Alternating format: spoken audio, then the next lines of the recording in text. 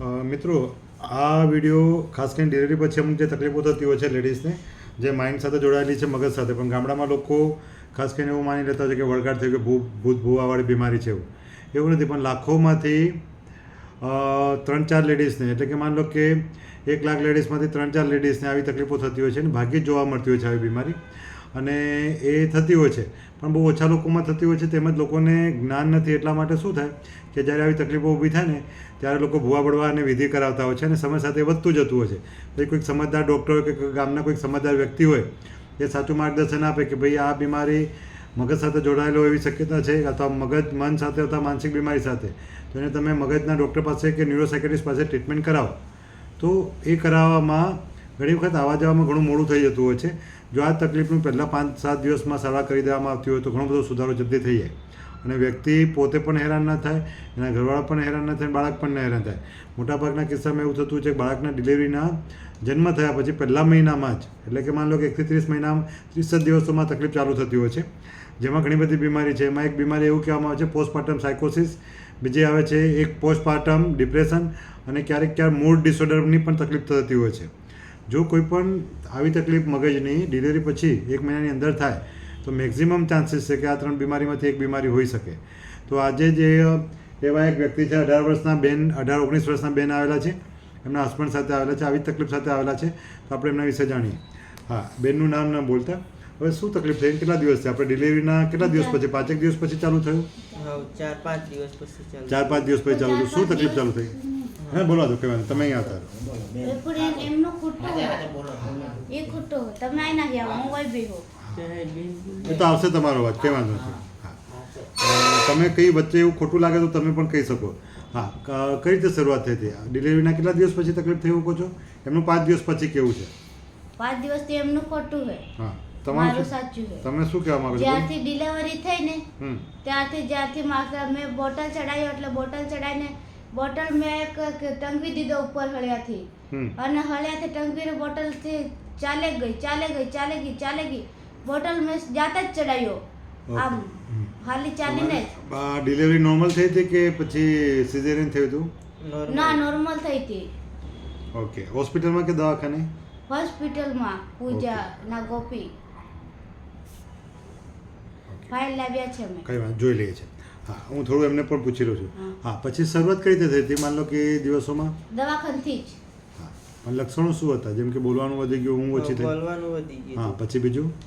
પછી એમ કરતા વધ્યું, પછી ભાગવાનું ચાલુ કરી દીધું. ભગવાન ચાલુ થઈ ગયું. બાળક જન્મે એને ધ્યાન રાખતી કે ના રાખતી? ના, બાળકનું ધ્યાન જ નથી રાખતી. નથી, ધાવણ પણ ન કરાવે. હા, અને આપણે કહીએ તો શું જવાબ આપે? કામ કરું એમ. તમારું બોલવાનું વધી ગયું છે એટલે હમણાં બી એવું થતું હશે.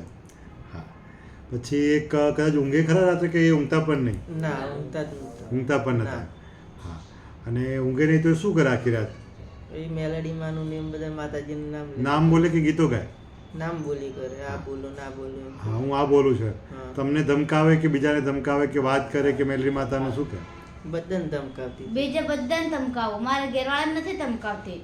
જે મારો દુશ્મન હે ને એને હું ધમકાવું. હું માં મેલડી ખોડાલમાં, અંબેમાં, શક્તિમાં, સાક્ષા હાજરા અધૂરી મારામાં. એ ક્યાંથી આવ્યા પણ એ માતાજી તમારામાં? મેં સેવા કરી, મેં ભક્તિ કરી, રોઈને માફી માંગી. મારે વારે સડો માં, વારે સડો મારો દુખિયારો, મને કોઈ વાલે નથી, મને કોઈ મારું હે નથી, મને કેવા મારે, મને કેવા લડે, કેવા ગાળી દે, હું નાહી છૂટું, હરણ કરું, પણ મને એ જાતે નથી કરતી સાહેબ. એ બીજું કોઈ કરાવતો હતો. પૂર્વ પશ્ચિમ ને ઉત્તર દક્ષિણમાં હું કરાવતો હતો. પૂર્વ પશ્ચિમ ઉત્તર દક્ષિણમાં હું 4 દિશામાં કરાવતો હતો સાહેબ. તમને કેમ કરાવતો હતો? તમને મારો પરિવાર એને નથી ગમતો. મારો પરિવાર સુખી એવો પરિવાર એને જ જુગે એટલે. ઓકે, એટલે બળતરા રાખે જેમ કેવા માંગો? હો, એમ ને કે દવાખાનો કઈ પ્રોબ્લેમ નથી. મારા 10% લોહી હતું. મારા રિપોર્ટ, પપ્પા રિપોર્ટ લાવો તમે, મારા રિપોર્ટ બતાવો સાહેબને. બગલ ઠેલામાં લાયા હે. આપણે એ જોઈ લઈએ છે. બીજું કે ઘરવાળા એવું કહે છે કે ડિલિવરી પછી બાળકનું ધ્યાન નથી રખાતું, તે વાત સાચી છે? હા, એ વાત સાચી છે, પણ એ મને ખેંચી લઈ જાય છે એની જોડે, અને મારા બાળક જોડે મને જવા જ નથી દેતી. પછી કઈ મારા બાળક જોડે હું જાઉં? કોણ નથી જવા દેતું? પૂર્વવાળી. પૂર્વવાળા, હા. પણ લોકો તમને કેમ નુકસાન કરવા માંગે છે? મારો પરિવાર હે ને આ હું અસલ ફરું ને આવા કપડાં પહેરું હમ. અસલ બે જણા મેરી જાય ને હમ. એવું એના રહેવું હે એમ અને મને નાગી કરી મને ફેરવી હે એમ હમ. પણ એમાં તમને માન લો કે જેને ફરવું એ ફરે, એમાં તમને કેમ નુકસાન કરે? નુકસાન કેમ કે ઈ અસલ ફરે હું દુખી ઈ દુખી એટલે તમે ખુશ છો? અમે ખુશ છીએ અને ઈ દુખી દરેક માણસની જિંદગીમાં કંઈક દુઃખ હોય, તમને શું દુઃખ રહે? અમને દુઃખ તો અમને તો કઈ જ દુઃખ નથી અમે તો સુખી જ રહીએ હા, દરેકને કંઈક ને કંઈક તો દુઃખ હોય ને. દરેક એમ કે ને છે કે દરેક દુખી હું એમ કહું કે મારે સવારથી સાંજ સુધી મારે કામ કરવાનું, વચ્ચે રજા જોઈતી હતી પણ તમે આવ્યા એટલે હમણાં રજા ના મળી, તો મારું થોડું દુઃખ કહેવાય. હા દુઃખ તો હમણાં રજા જોઈતી હતી, મને થોડો આરામ જોઈએ 1 કલાક બપોરે. તો એ સાસરીમાં જઈએ તો સાસરીમાં હેલું પેલું કામ કરવું પડે હા. સાસરો કે જય બેટા પાણી લઈ આવ હાહુ કે જા બેટા પાણી લઈ આવ એ ખાતે ખાતે ઊભી કરી આપણને કે એનંદ એ તો હાજર હી અને મારતા મહિના ડિલિવરી તો કઈ રીતે મારે ઊભું થઈને એનંદ વીતેવી મને નહીં વીતે તો એને કહેવાય નહીં પણ કે તમે થોડું એટલે મેં એમને કીધું કે મારે મારા પિયરમાં જવાનું મારા પપ્પાને ને મારી મમ્મીને ત્યાં મારી મમ્મી પપ્પા મારું ધ્યાન રાખે તે ના આ કામ કોણ કરશે એમ કે એટલા માટે પછી અમે લડાઈ કરીને ઝઘડા કરીને ભાગી આવ્યા 2 જણ મારા પપ્પા ને મારી મમ્મીના ઘરે પિયર કોણ કોણ? મારો ઘરવાળો ને હું ને મારું નાનું છોરું પછી આ સુખીથી રહીએ હે પણ તમે ના પાડી દીધું હોત તો કે હમણાં કામ મારાથી નહીં થાય, થોડું પેટમાં બાળક છે એટલે, તો તમે થોડુંક કરી લો તો ન કરતા? ના કરે એ એમનું જ કરે. ઘરવાળા તો મદદ કરે છે ને? પણ ઘરવાળો મદદ કરે પણ ઊંઘી જાય તાર તો જાય નજરમાં પછી ના સાંભળે. નાનું બધું પાડી દે કઈ નાખી દે જાગતા હોય એટલા કરે પછી શું જાય પછી કશું ના કરે. ખેતરનું કામ કરવું પડે?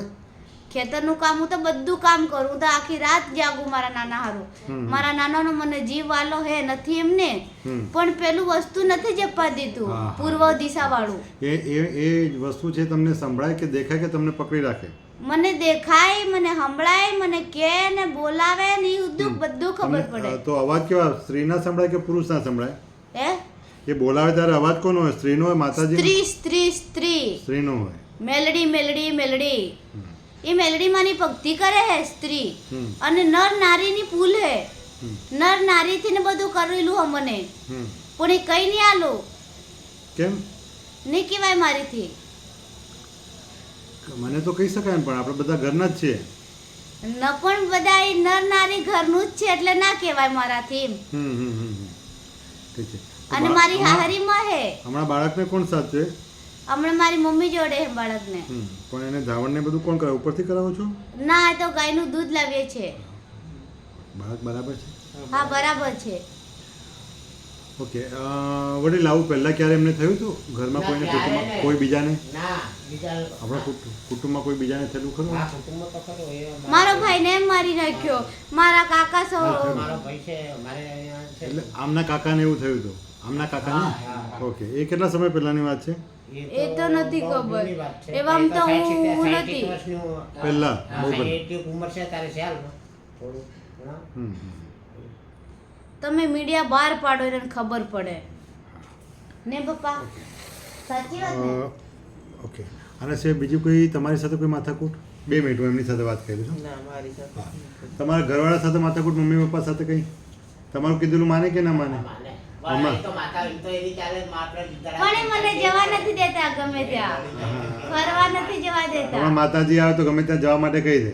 ક્યાં જવા માટે કે? ગામ છોડીને બીજે જવા કે ના ફરવા કે બજારમાં? પૂર્વ દિશામાં જવા માંગુ હું અને દક્ષિણ દિશા, પૂર્વ, પશ્ચિમ, ઉત્તર ને દક્ષિણ આ 4 જ દિશામાં જવા માંગુ. પણ મારા ઘર સુધી મને જવા નથી માંગતા. હું મારા ઘરથી સાચી બોલું, હું નામ પાડું? ના હમણાં નહીં, પછી હા એક કઈ જવું મારે કઈ આપું. પછી મીડિયા બહાર પાડવાનું એટલે પાડવાનું નહીં કે તમે નહીં પાડો તો હું મીડિયા બહાર હું પાડે. અને આપણે આ વિડીયો કરે છે એટલે એમાં તમને વાંધો નહીં તો મીડિયા મૂકીશું આપણે ફેસબુક પર, યુટ્યુબ પર. તો ખુશ થઈ ગઈ. તમારા પતિને તો વાંધો નથી, તમને વાંધો નથી ને? ના ના આવું હોય તો લોકોને ખબર તો પડે આવી તકલીફોની. હું મારા દુશ્મનોને મારીને શાંત મને મળે. ના આપણે કોઈને મારવાનું નથી. તો મીડિયા બહાર પાડો. હા એટલે એ તો સમજી જશે બધા. હું મગજ આવી ગયું મારું, શાંત થઈ ગયું, કબૂલ શાંત થઈ ગયું. શાંત પાણી આલ લો, પાણી પી લો. બહાર આપી દેજો. તો બહાર આપો, એક રિપોર્ટ કરાવી દેશે. જાઓ. પછી આપણે બહુ પાછા મળીએ. મિત્રો, આ જે તકલીફ છે તમે કદાચ સાંભળ્યું હશે. આ વિડીયો ફક્ત જનજાગૃતિ માટે બનાવેલો છે. ઘણા લોકો મન, મગજ અને માનસિક બીમારી અને શરીરની બીમારી વિશેની માહિતી નથી હોતી. ઘણી વખત જે હોર્મોન ચેન્જ થવાના કારણે જે તકલીફ પડતી હોય છે એ તકલીફમાં ડિલિવરી પછી પણ ઘણી તકલીફો પડતી હોય છે. અને ડિલિવરી પછી જેવી રીતે બીપી વધઘટ થતું હોય છે, ક્યારેક અમુક લોકોને બોડી વેઇટ વધઘટ થતું હોય છે પ્રેગ્નન્સી દરમિયાન, એ રીતે મગજના પણ સ્પેસિફિક હોર્મોનમાં વધઘટ થતા હોય છે. ત્યારે જે તકલીફો ઊભી થાય છે એમાં એક પોસ્ટપાર્ટમ સાયકોસિસ, ડિપ્રેશન નામની બીમારી, ક્યારેક મૂડ ડિસઓર્ડર પણ હોય છે. તો આવી જ એક તકલીફ સાથે આજે એક 19 વર્ષના બેન આવેલા છે જેની વાત તમે સાંભળી છે. આ બધી તકલીફોની સારવાર ચોક્કસપણે એમડી કન્સલ્ટન્ટ ન્યુરોસાયકાટ્રિસ્ટ એટલે કે મનોચિકિત્સક પાસેથી મળી શકે છે. મોટાભાગના લોકો એવું માનતા હોય છે કે આ બધી બીમારીની સારવાર હોતી નથી, કેમ કે આ વળગાડ થઈ ગયેલું છે અથવા મગજ છટકી ગયું છે. એવું નથી હોતી. ઘણી બધી બીમારીઓ છે, જે 3000 કરતાં વધારે બીમારીઓ છે, જેમાં આપણે ફક્ત એક માનસિક બીમારી જાણીએ છીએ, એક એવું કહીએ કે મગજમાં ગાંઠપણ થઈ ગયું છે એવું માનતા હોય છે, અને એક લકવાને ખેંચ માનીએ છીએ. પણ એના સિવાય પણ મગજની, મનની એટલે કે ન્યુરોટિક બીમારી, સાયકોટિક બીમારી અને વ્યસનની બીમારી એવી ઘણી બધી બીમારી છે જે તમે યોગ્ય સમયે જેટલા વહેલા તમે સારવાર કરાવો એટલું ચોક્કસપણે જલ્દી મટી શકે છે. તેમજ ક્યારેક જો આ બાબતની આપણને માહિતી ન હોય તો આપણે ઘણી વખત ડિલે કરાવીએ છીએ અથવા ડિલે સારવાર માટે જતા હોય છે મોડા, જેના કારણે પરિણામ જલ્દી મળતું નથી હોતા. એ પરિણામ મળવામાં સમય લાંબો માગી લે છે. તો આ વિડીયો ફક્ત ને ફક્ત જનજાગૃતિ માટે છે, જેનાથી દરેક વ્યક્તિ, ગામના, સમાજના અને આ ભારત દેશના લોકોને આ બાબતમાં ખ્યાલ આવે, આપણા ગુજરાતના લોકોને ખ્યાલ આવે કે અંધશ્રદ્ધા એ જૂના જમાનામાં ચાલતી એક રીત હતી. જે રીતમાં બીમારીઓ વિશે લોકોને જાગૃતિ ન હતી, તેમજ આની સારવાર થાય એવી સારવાર પણ પહેલાં શક્ય ન હતી. પણ હવે આવી બધી જ બીમારીઓની સારવાર શક્ય છે. ઘણી બીમારી એવી છે જે દવાથી ચોક્કસપણે 100% મટી જાય છે. કોઈક બીમારી દવાથી કંટ્રોલમાં રહે છે, જેમ કે ડાયાબિટીસ જેવી બીમારીઓ હોય છે તો એ કંટ્રોલમાં રહે છે. અમુક બીમારી એવી છે જેમાં લાંબા સમય માટે સારવાર લેવી પડતી હોય છે. પણ દરેક બીમારીઓની સારવાર આજના સમયમાં શક્ય છે. તો ભણેલા ગણેલા લોકો તેમજ જે નથી ભણેલા એ લોકો પણ થોડા સમજદાર અને સ્માર્ટ બને, અને આપણા કુટુંબમાં, આપણા સમાજમાં કોઈકને આવી તકલીફ હોય તો ચોક્કસપણે તમારા નજીકના કોઈ પણ એમડી કન્સલ્ટન્ટ ન્યુરોસાયકાટ્રિસ્ટ અથવા ડિપ્લોમા ક્લિનિકલ ન્યુરોસાયકાટ્રિસ્ટ હોય તો તમે એમને મળી અને તમે એમની ચોક્કસ પ્રમાણે સારવાર કરાવી શકો છો.